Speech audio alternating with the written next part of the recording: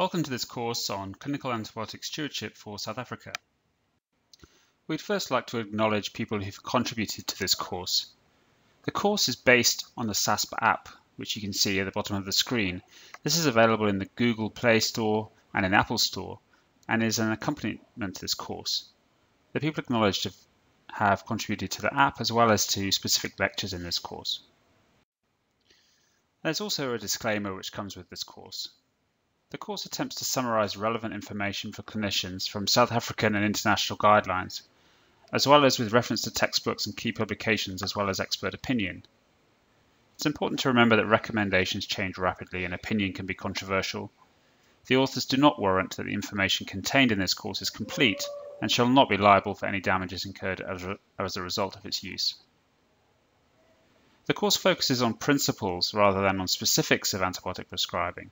Prescribers should always consult local guidelines to confirm that their choice of antibiotic is appropriate to the local epidemiology. The aims of this course are to introduce you, the healthcare practitioner, to the concepts of antibiotic stewardship and to provide you with some practical guidance on antibiotic prescribing and infection control. The course is a series of lectures which are split into two sections. Section 1 looks at the principles of antibiotic prescribing, the use of certain tests, interpretation of results, and a guide to setting up an antibiotic stewardship program. In Section 2, we look at specific clinical scenarios in turn and give some guidance on the specific ways of approaching such problems. So why do we need antibiotic stewardship? Well, the simple answer is because the world's running out of antibiotics. The misuse and overuse of antibiotics has driven the selection of resistant bacteria, and this has got to the point where we're approaching the post-antibiotic era because we have nothing left to treat infection with. In the last 28 years, there have been no new classes of antibiotics brought to the market. That means the pipeline is essentially shut down. And looking forward, in the next 10 to 15 years, we're unlikely to see any new classes of antibiotic. So as well as resistance rising, then drugs used to treat resistant bacteria are not appearing on the market. So what we need to do is revitalize the antibiotic pipeline. That means we need to look and see if any old antibiotics can work and find new ways of procuring new antibiotics. And we also need to conserve what antibiotics we have so that we reduce the increase in resistance. Antibiotic stewardship is one tool to help us achieve the latter goal. Antibiotic resistance is not a modern phenomenon. In fact, some bacteria have naturally occurring mutations in their genes which make them resistant to antibiotics. We call this intrinsic resistance. And if you look back to ice samples found in Canada from 30,000 years ago, you can find resistant genes that would lead these microbes to be resistant to modern antibiotics. It's also important to realize that resistant mutations can be transferred between bacteria, particularly by horizontal gene transfer on circular pieces of DNA called plasmids.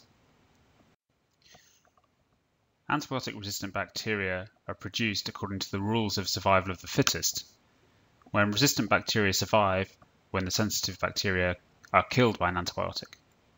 If you look at this population of bacteria, most are sensitive to the antibiotic and a few are resistant. If you add an antibiotic, you'll kill the sensitive bacteria, leaving the resistant ones behind, and when these replicate, you'll be left with a population of fully resistant organisms. The more antibiotics we use, the more antibiotic-resistant bacteria are going to be selected out.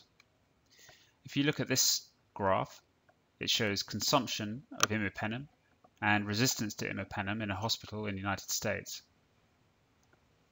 You can see in the first arrow, consumption of imipenem started to rise, and it was quickly followed by an increase in resistance, seen in the solid line.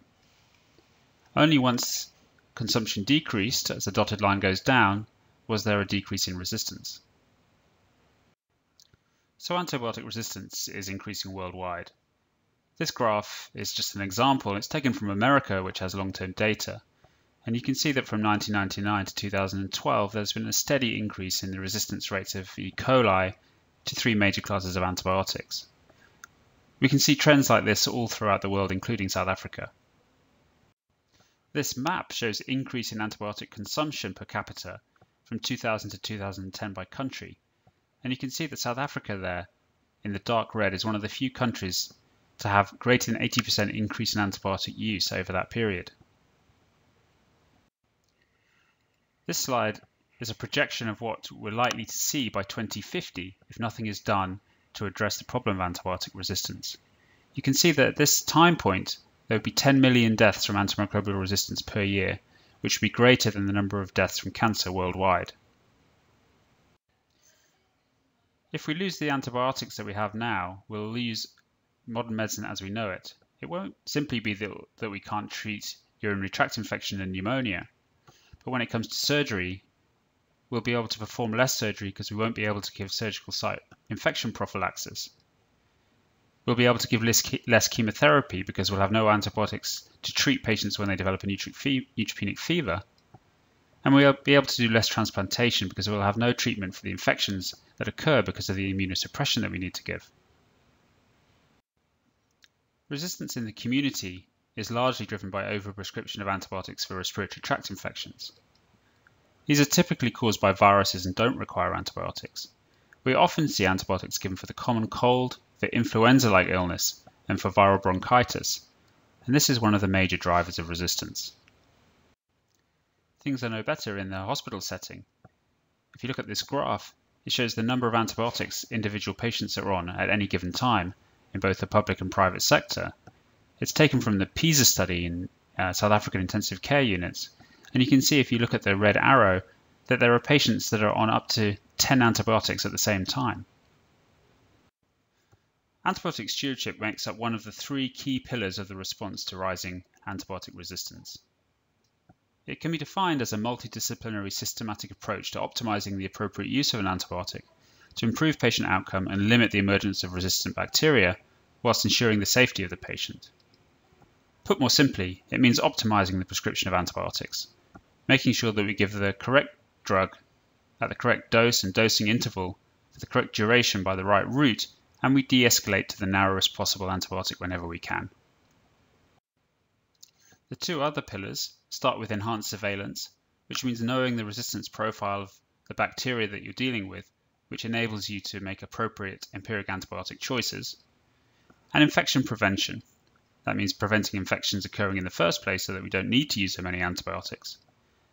This includes improving social determinants of health and improving water and sanitation.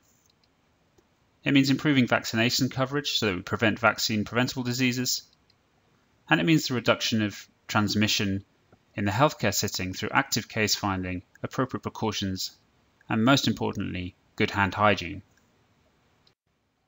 So in summary, antibiotic resistance is a naturally occurring phenomenon, which also can be acquired through horizontal gene transfer.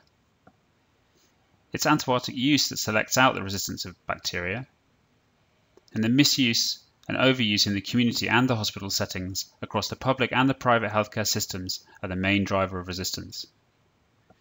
Antibiotic stewardship aims to optimize the appropriate use of antibiotics so that we can decrease the rise in antibiotic resistance.